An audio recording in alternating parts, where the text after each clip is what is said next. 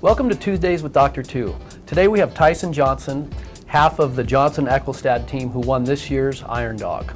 Thank you for being here. Thank you. And congratulations. This was a long time coming, huh? It was, yeah, 18 years. Thank you. Wow. So what age were you when you started racing? I was about 17 when I first started racing sleds.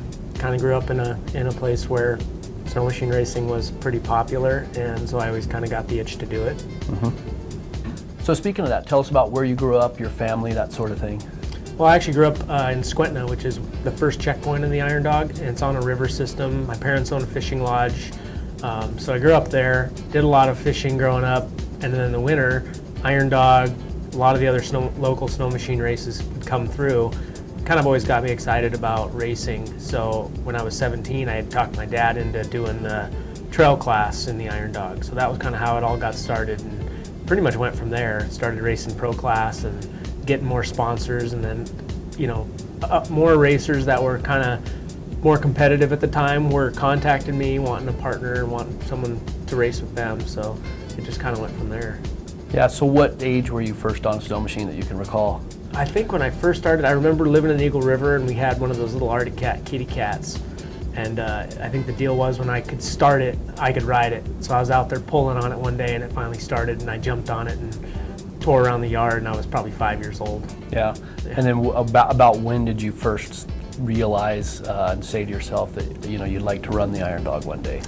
Probably when I was about 14, I guess. I got really into the snow machine, and we lived out in Squentna, and I'd always look at the new Ski-Doo brochures and, could always imagine getting a new sled. And I finally was able to work for a summer and pay for a new machine in the summer. I think it was 94. I was 14 years old, and that's kind of how I got into it and started riding fast. And, I'd go out on the river and kind of race people when they were coming by and just see how I would do against them. And so I think from that point on, I just always wanted to be a part of the Iron Dog. Well, tell us a little bit about preparation. I mean, as far as the hours you put in training, when you start training on the sleds, and then even, the physical stuff, working out, diet, that sort of thing. Right. Diet and exercise is very important, but the number one thing we do is just ride a lot. We try to have 3,000 to 4,000 miles on our practice sleds prior to the race. So we usually have 4 machines. We have 2 that we get ready for the race. We don't even really ride them, maybe a couple hundred miles prior. And then we have 2 that we ride all season. We pretty much try to set them up just like the Iron Dog machines would be, and we ride them as hard and as much as we can. We just try to basically see if we can break them and figure out what their weaknesses are and anything we might need to fix or reinforce for the race machines. So we pretty much just ride every weekend. We'll try to do a 300-400 mile ride and just pretend it's just like the race. We'll go out there and we'll ride just the 2 of us, go long distances, try not to stop a lot, pretty much treat it like the race, and I think that's about the best training you can really do. And that's very physical. I mean, I've ridden enough where, if I ride for a couple hours, my forearms are sore the next day. So Yeah. You guys putting in that many hours, I personally know that's a lot of upper body strength, and that's more than your average workout probably at a gym, on a daily basis. And then, one of the things is having your machine set up to ride good is very important, because then it's easier on your body. You can have it to where it's a lot of work to ride a machine or a lot less work, depending on how your machine's set up, how comfortable you are on it, and how much riding you do. Yeah. Really determines how much energy you use to ride it. What about diet? Do you really follow a strict protocol or a regimen? You look like you're in shape. Is that just part of your life in general, or? Yeah, I try to eat well, especially up to the race. This year I was better than most years.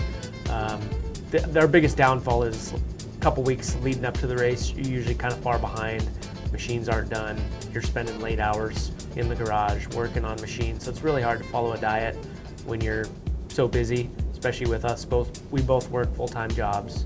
So we go from that straight into, wrenching till 10, 11 o'clock at night. So, kind of coming up to the race the last couple weeks, the diet kind of goes out the window sometimes. What about on the trail? A lot of people would probably like to know, what do you guys eat on the trail? Yeah, we pack a little bit of stuff with us. Just, we come into a checkpoint, we'll have those little, energy gel packs. Sometimes we'll eat one of those just for some caffeine, something to give you a little boost of energy between checkpoints. And then at the layovers, we try to, it's pretty much whatever the people we're staying with cook for us. A lot of times it's a spaghetti or lasagna or sandwiches or something like that, and they'll have Gatorade, stuff like that to just replenish your body. And other than that, that's pretty much what it is. It's kind of whatever the people cook for you, and you eat what you can eat when you're out there. Right. Yeah. Okay, well, it's been great having you, and congratulations again on a victory that's a long time coming. And Thank you. thanks for being on Tuesdays with Dr. Two, and good luck next year. I appreciate it. Thank you. Yeah. Thank you for watching this week's episode of Tuesdays with Dr. Two, and we'll see you next week.